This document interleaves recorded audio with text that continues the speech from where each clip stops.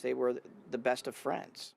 But that friendship apparently turned into murder. The questions of who did this have now turned into why. Those who know Alec Kreider are stunned he is charged with the killings. And I was shocked. I couldn't believe it.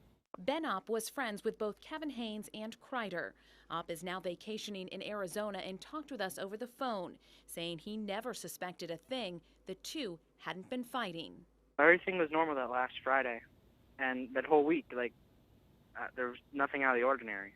He tells us Haynes and Kreider would compete for who had the best grades. He describes Kreider as a quiet kid who had a dark sense of humor. Alec is a good kid, but I guess someone who didn't know him, he would seem pretty violent. Kreider liked playing computer games that centered around war, and he was part of the rifle club at Manheim Township High School. I mean, apparently he flew under the radar and didn't get in much trouble, so he didn't come across as a troublemaker. Brian Opp is Ben's father. He was at the memorial service for the Haynes family and says Alec Kreider was there as well. You know, I'm a little upset about that. I mean, to be able to sit in the same room knowing that he had killed all three people, what was going through his head? Just by looking at him, I couldn't even imagine he was that sort of person.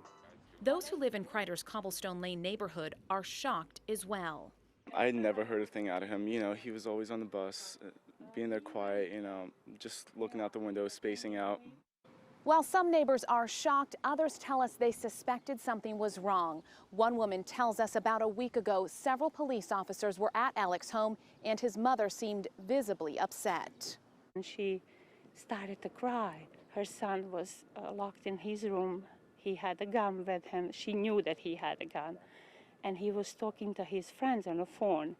And he was telling his friends that he's going to commit suicide.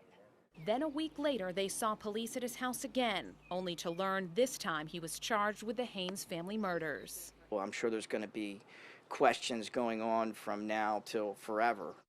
In Manheim Township, Carrie Fairchild, News 8.